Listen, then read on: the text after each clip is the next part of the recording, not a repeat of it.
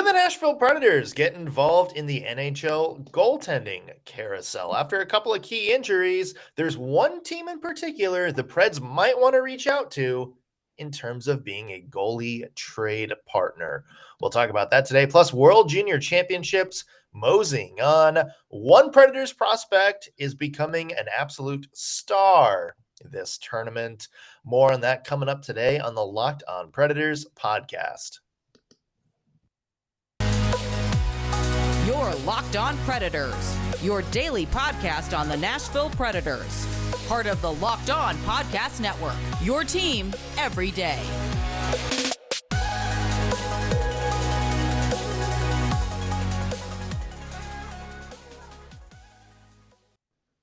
Thank you for making Locked On Predators your first listen of the day, every single day. I'm Nick Morgan. I'm a writer and editor at ontheforecheck.com. And look at this. The band is back together. Yes! We're reunited, and it feels so good. I was just going to do that. Yep, 100%. I'm Ann Kemell. I am a writer at ontheforecheck.com. How I have missed your face, my friend. Yeah, I've looked it up, and it's almost been a full calendar month since we've done a show together. I can't live like that. Yeah, you were on vacation for a little bit. I was on vacation for a little bit. And then a little staycation last week to end the week for you. So it's been a while, and I feel like I've been like so out of the loop on hockey that like the past few days I've been like glued to my laptop, cramming in like weeks worth of information. So you weren't in Greece, just focused on everything NHL? I don't understand. I'm sorry, Robin Lehner. But we're with you.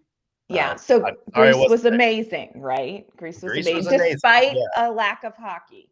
Despite the lack of hockey, I didn't ask if anybody knew about hockey there. I did learn that they are very much aware of the Nashville Parthenon. Oh, I bet. Yeah. Yeah. It was a couple of different people. So like we went to the Parthenon, and the tour guide we were with, I went up to her and I was like, hey, it's kind of cool because, in the town I grew up, Nashville. And before I even finished, she's like, oh, you have the Parthenon. That's right. Yeah. Now, did she like tell you ours was a knockoff, or did you tell her that theirs was? Well, they don't have the statue. We have the statue. So I mean, it's not the original statue, but it's a statue. Yeah, I think that makes ours better. Yeah, it's also in walking distance to Centennial Sportsplex, so you can visit some ancient history and then also catch a Preds practice. There you go. See, Greece could be good. They just need to step it up a little bit. Yeah, waiting for Ford Ice Arena Athens to pop up sometime in the next little bit. Do not joke too much, because you know what? Like, anything's possible. I'm still waiting for the one here in Sumner County. They're popping up every day. They're going to be like Starbucks after a while. Where they are 3 on a block that you can just go down and grab a tall mocha and a nice little morning skate. So. Yep. Break an ankle. It's going to be great. We do. Yeah. We got some business to take care of, Ann. We do have some hockey to talk about. And I kind of alluded to it earlier, one of the big headlines in the NHL over the past week has been Vegas, who cannot stay healthy under any circumstances whatsoever. Robin Lehner out for the year, what it sounds like already, with a undisclosed hip injury that requires surgery. You have hinted you probably could guess what that injury is, Ann. Yes. Yeah. So I have had the same hip injury, and it's a hip injury very typical to NHL goalies. A lot of times they can play through it. If it gets bad enough, there is just zero chance they can play through it, because when it gets bad enough, you cannot sit, you cannot walk, you cannot stand. So I am not a doctor, nor did I play one on television, but I'm willing to speculate that he has a labral tear and needs to have it fixed, because very common for hockey goalies with the movements they make to have labral tear issues. And it's rough. Like my heart, if that's what it is, I'm here for you, my friend. I will send you cookies because it ain't nothing. No, and there's so much movement too that goalies have to do. They have to be quick side to side, up down very Yeah. fast. So that's I know. And remember, Pecorine had a similar injury not too long ago. But for Yeah. Vegas, this is absolutely devastating for the Vegas Golden Knights. I'm sure all of us are sad for Robin Lehner, but also another instance to kind of laugh at Vegas. And they just don't have the depth to be able to overcome losing your $9 million goalie. So hey, the Vegas Golden Knights need a goaltender because, oh, by the way, their backup, their very expensive backup, Laurent Brossoit, he's going to be out for probably a lot of the year too. Yeah. Yeah. He's still recovering from hip surgery. Yeah. It ain't no joke, friends. I know they are like, you almost have to feel sorry for them, but it's Vegas. And so there's a little bit that makes it hard. But this is that news is so devastating for Vegas moving forward. I mean, you are really looking at a team that is in a ginormous goaltending pickle. I mean, it's bad. It's bad. And it doesn't necessarily bode well for people in Nashville who may have a favorite young goaltender here that they would like to keep because, Vegas is going to have to go shopping, I think. I think they're just going to have to go shopping. Well, that's a good transition because, as many people pointed out on Twitter, hey, the Preds have a few NHL-ready goaltenders on the roster, thanks to them signing Kevin Lankinen, which I still don't get that. Connor Ingram. There's a lot of people wondering what's going to become of Connor Ingram. Clearly, we saw he was going to be ready for, an NHL backup role. We thought that was going to happen last year. Hey, very much points, including a couple of games in the postseason. He looked like he was ready for an NHL starter role for a certain team. And all of a sudden, Vegas needs a goaltender. Nashville has a couple of extra goaltenders. Does this not seem like a good trade partnership? Yeah, this has some discussion potential for sure because like you said, the Predators, we've got so many goaltenders and only so many creases to put them in. So what are they going to do? And why does it have to be Connor Ingram? And the more I think about it, the more time goes on, I still don't really get this, Anne. But I will say, if you're doing this as a dangle Connor Ingram as a piece in a trade, this is kind of one of your ideal scenarios. Like, unless there's he's a piece of a package for another bigger name player. But if you're trying to trade Connor Ingram to a desperate team and get some kind of things back, this Vegas situation is almost exactly what you need, Yeah, it's ideal for the Nashville Predators because Vegas, they have to do something. I mean, in theory, they could go with Logan Thompson, who did pretty well for them down the stretch, another young goalie, but you have to have somebody solid to partner with him. You have to have at this point, you just have to have a body to put in net if you're Vegas.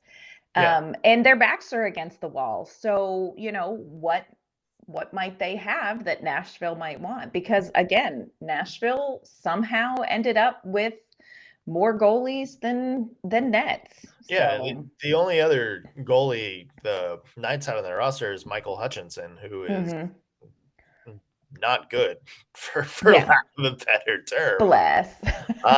So I mean, Vegas is going to have to do something about that. And hey, I mean, they seem to kind of hint that maybe like Logan Thompson was their future. Like maybe they thought like he was going to kind of carry the load. He certainly carried the load down the stretch, but and played pretty well. Like definitely Yeah. by the end of the year, like he was definitely like one of their better players. But in this league, you need two. You need two reliable goalies. Absolutely. And so it does seem like a fit. So here in a second, Anna, I kind of want to talk about maybe trade packages, what the Predators might be able to get from Vegas or any other team if they decide to trade Connor Ingram. And also what happens if he doesn't get traded. There's a couple of possibilities there. First, though, want to mention today's show brought to you by our friends at Built Bar. If you haven't tried Built Bar Puffs yet, you are depriving yourself of one of life's greatest joys. And they have a new flavor, indulgent cookie dough. Yep, cookie dough chunk puffs have light and chewy texture, real cookie dough chunks, and of course, covered in 100% real chocolate. But it sounds like a candy bar, but it is actually something that you can feel good about eating. That's because cookie dough chunk puffs are only 160 calories and have a whopping 15 grams of protein in them. And they're made of collagen protein, which your body absorbs more efficiently and provides tons of other health benefits. So run to built.com to snag a box for you and your family. It's a perfect treat or something that'll keep you jazzed and energetic throughout the day. There's also plenty of other great flavors. If cookie dough is not really your thing, cherry barcia, mint brownie, coconut almond, plenty of puffs flavors too, like cinnamon churro. There's so much. There's so much. You don't have an excuse not to go check it out. So go to built.com, use promo code LOCKED15 to get 15% off your order. Again, promo code LOCKED15 for 15% off at built.com. All right, and so we're talking about potential trades for Connor Ingram here. We're looking specifically at the Vegas Golden Knights because it sounds like they're They're in a on Robin Lehner and they need some help. Yeah. So you're Nashville. You have Connor Ingram there. What's the realistic offer price? Like if David Poyle's calling up Kelly McCrimmon right now, like what's the starting point? Like what do you say I will give you him for this? Gosh. First of all, if I'm David Poyle, I begin the call with like something smooth like, so what's up? I think, and here's the thing. Connor Ingram is not nothing, but I look at Vegas and I think, okay, you're going to want to put probably a package together because otherwise you're offering Vegas a young, relatively inexperienced NHL goaltender to back up another relatively young, a little more perhaps experienced goaltender. Right now Connor Ingram's cap hit is just over 730,000. So I mean, like price wise, he's a bargain. But I'm thinking when you look at what the Nashville Predators want, I don't necessarily see like a huge piece that the Predators could put a package together for that they would want to go after with Vegas. But like, let's look at like a little, like hardy fourth liner. So you're thinking maybe a hockey trade out of I'm this thinking a hockey instead of just, trade. hey, give us a third round pick and you can have Connor Ingram. You know what? If I were the Predators and I'm trading away Connor Ingram, I would want a now piece more than a not yet piece. Okay.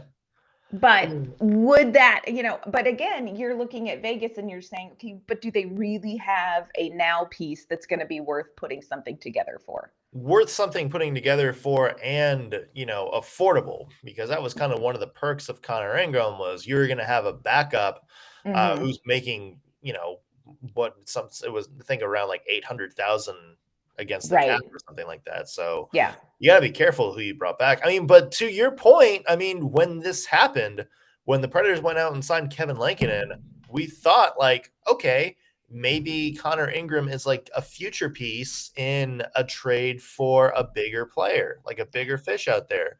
Remember, this was before the Like this was before, the Preds got Niederreiter, before Kachuk got traded, and we were kind of throwing out maybe Connor Ingram as, a possibility in some of these moves.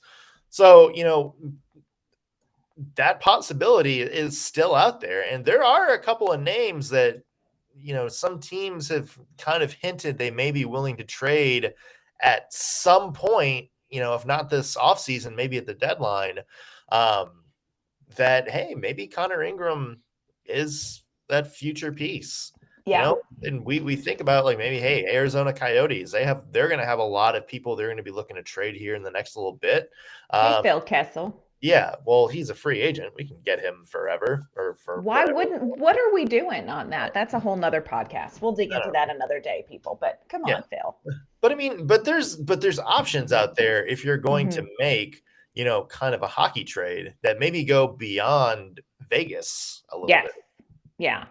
Yeah, I think so. And, it's hard for me to get excited. And again, it comes back to hearing this Kevin Lankinen, when the Predators got Kevin Lankinen, it comes back to the only thing that makes sense in my mind is that they're considering one of these goaltenders as a piece of a hockey trade. And Devin Cooley, I don't think is a part of that. Askarov, I can't imagine a circumstance short of getting somebody like a Matthew Tkachuk where you would even consider putting Askarov in any sort of a package. So it has to be Connor Ingram. Yeah. And it mystifies me.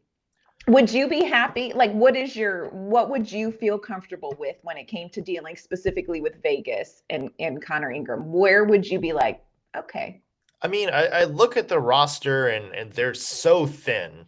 They're so thin. Oh, gosh, they're so packed with awkward contracts that this may be a situation where you give them a goaltender, but get a high draft pick in return. I mean, could you realistically go and say, here's a goaltender, he's worth a 3rd round pick, or he's ready to play in the NHL right now.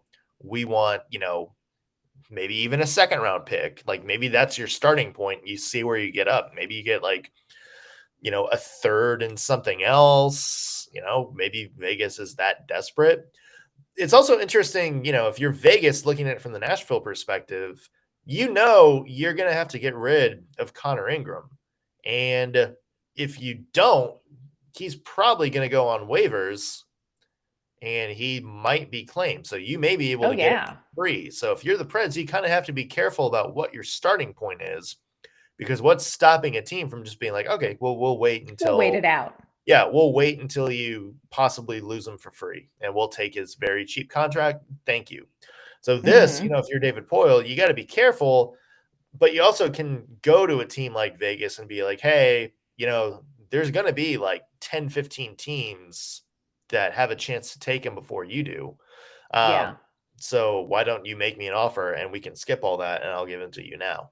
Yeah. If you were Vegas, though, wouldn't you rather have somebody like Kevin Lankinen, which, like, I get it. That's not going to happen.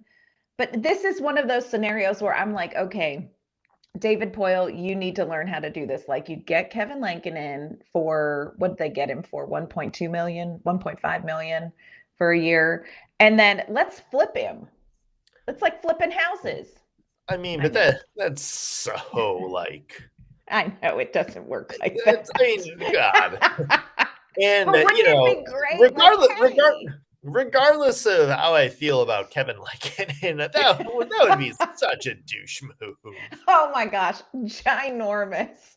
Like, it's one thing to do it with, like, designer shoes. It's probably another to do it with a human goaltender. Yeah. But yeah, I don't see any way that the Predators come out of this season with Connor Ingram on the roster. And I agree with you. If I'm the Vegas Golden Knights, like, you could do a lot worse. I think they probably would like somebody with a little more experience. Like, I think if I were them in an ideal situation, I would lean towards like an older goaltender, just to have that experience. But at this point, Vegas cannot be picky. Like, their shopping list cannot be super long. And Connor Ingram ain't nothing. Yeah, I agree. Like, there's definitely like potential for the Preds to kind of hold a team like Vegas and be like, look, this may be your best option. Yeah. So, And the Predators have to do something. Like, yeah, they got to do something in net. So, yeah. yeah. Well, let's talk about some future Preds, shall we?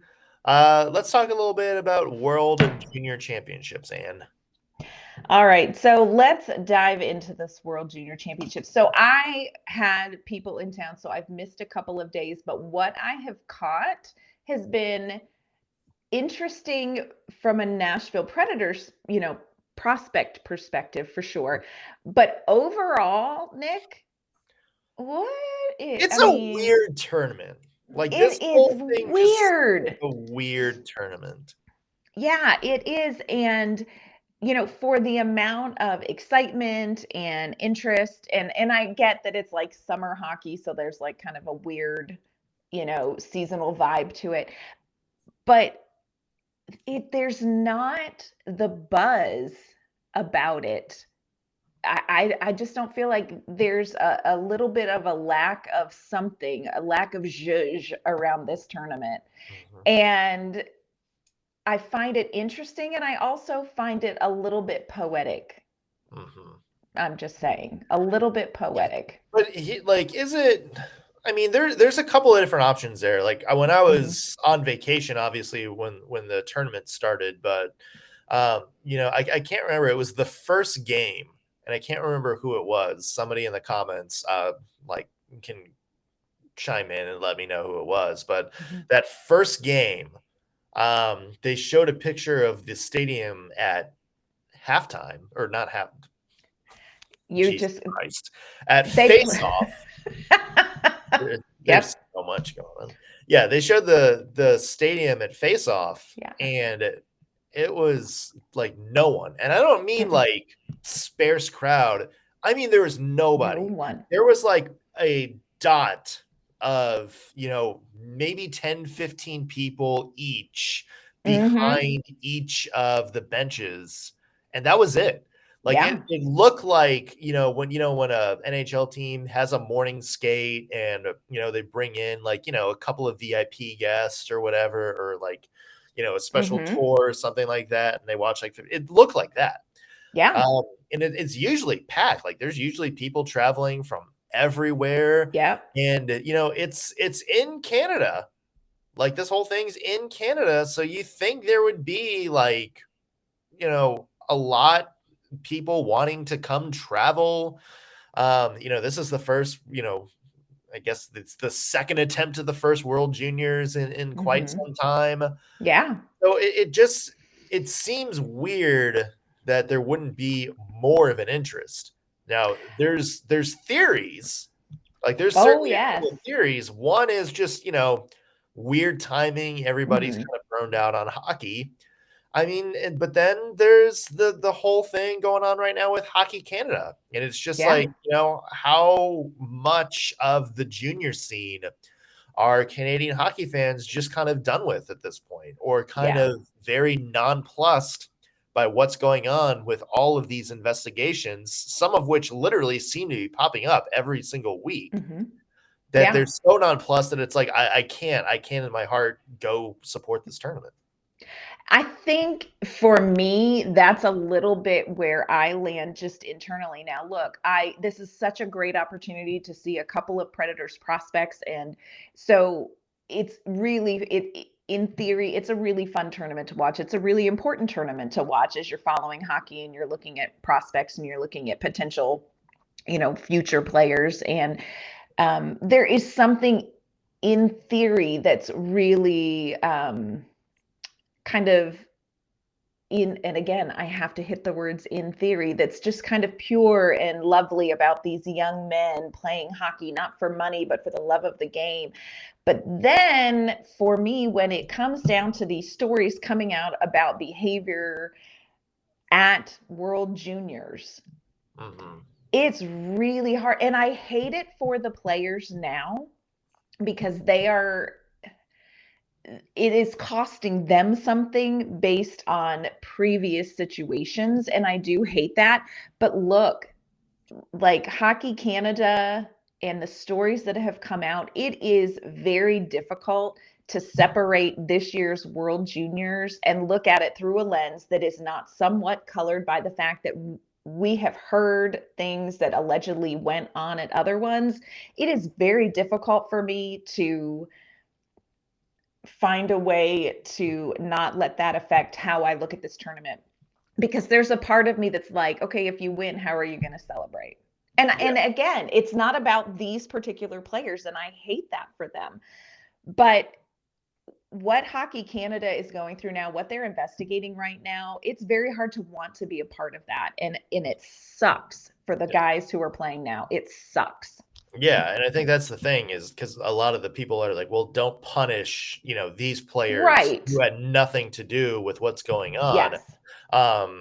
But at the same time, Hockey Canada is going to get a lot of money from this tournament. If Team Canada wins, which, they look like they have a very, very strong chance right now, either them or the USA by far are the two most loaded teams this tournament. If they win, they're going to get, some bonus money. They're going to get a lot of publicity and glory from this. And there's, I think, a lot of teams, a lot of hockey fans out there that are looking at that and saying, like, I don't really want to be a part of that. No. And if you look at like sponsorships, you kind of look around the arena, you notice there's some empty space because a lot of sponsors are like, look, we don't want a part of this. And again, you don't want to punish the players that are there now, but there is a point at which you have to be able to say, I can look at what Hockey Canada was investigating. And you want to be able to point to something to say, here is how I know that the culture has changed and they have addressed these issues, and this is not going to happen now. And you can't do that. And that's the part that makes it uncomfortable for me. I agree. I think, and that's a pretty good way to summarize it too. Yeah. Let's talk about, and this is, a hard transition, but let's talk about maybe some of the players on the ice, particularly Preds' first overall pick this year, Joakim Kemell, who is having an absolutely splendid tournament. He is. Yeah, 2 goals, 5 assists. He is tied for third in the entire tournament in terms of points.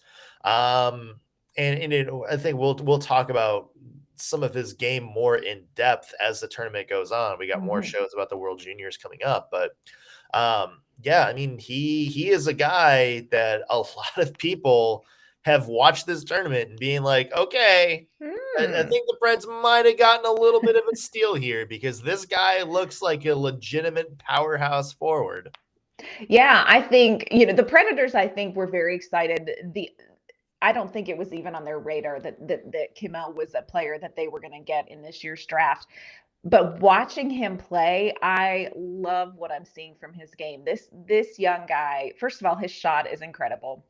Very strong shot, but he plays with a little bit of an edge, like not Zachary Leroux edge, like, we're not quite there, but he definitely plays with some edge. He plays with a lot of confidence. I don't know if you saw, now he missed this, but there was a shootout where he tried a between the legs shot. And I thought, I get that you missed the net, but booyah for style points, my friend. Right, like he's playing with confidence. He's exciting. You notice him when he's on the ice. So that has been a highlight for me for sure, is to kind of see him in action on the ice playing in this tournament. And I think it's been a really positive thing for him to showcase what he's capable of. Now, there was one game, and I'm not going to be able to tell you which one it was, where he ended up not playing for like a chunk of time, which was interesting. Yeah, I don't know what that was about. The Czechia game. It might be. I was trying to go through Eric Dene's notes. Yes, I think he said like the Czechia game, he looked like very rough. Yeah. But then he followed it up with multi-point game, the other night. So it's good bounce back, and that's the other thing about these tournaments and a player like Kemell. He's young. So there's going to be points in these tournaments where he looks like an absolute badass. And there's going to be points in these tournaments where you watch him and he's like, oh yeah, he needs some work before he goes to the NHL. And that's just kind of the nature of the World Juniors. But I would say overall, I'm very happy with how he's played so far. Yes. And again, we're going to talk a little bit more in depth about this throughout the week, because we'll have more World Junior coverage coming on. So we'll go a little bit more into his game in a second. But I would say overall, Ann, if you're a Predators fan, you have to be happy with what you've seen from his first World Juniors. Yes, I think he generated a lot of buzz when the Predators drafted him. He was super great to watch at development camp, but to be able to see him in game situations at the World Juniors, I think that, again, as a Predators fan, you've got to be intrigued by what we're seeing. Yeah, agree. 100%. Looking more and more every day, like a very, very solid first round steal for the Nashville Predators. Well, as we mentioned, we're going to be talking more about World Juniors coming up this week. We're inching a little bit closer to hockey time. Got some training camps opening up in about a month. So plenty more off-season content. Until then, we're going to look at what some of the other teams around the Central Division have done, maybe look at some position previews and storylines. And hey, who knows? Maybe Connor Ingram will wind up going somewhere and the Preds get something out of the situation they've created. So we'll see how that goes. Until then, those are a lot of It's words. the Monday after vacation. Grace in abundance, my friend. Hey, where can we find you? You can find my work at ontheforecheck.com, and you can find me on Twitter at @NK_Mama on Ice. I'm Nick Morgan. You can find me on Twitter at _NSMorgan. While you're there, be sure to follow the show at LO_Predators. You can also read all my work at ontheforecheck.com. If you're watching this video on YouTube, be sure to like the video, subscribe, and leave a comment. Helps the algorithm, helps us get this show out to more Preds fans like yourself. That's going to do it for us today on Locked On Predators podcast. Thank you for making us your first listen of the day. Back Wednesday with an all-new episode. See you then.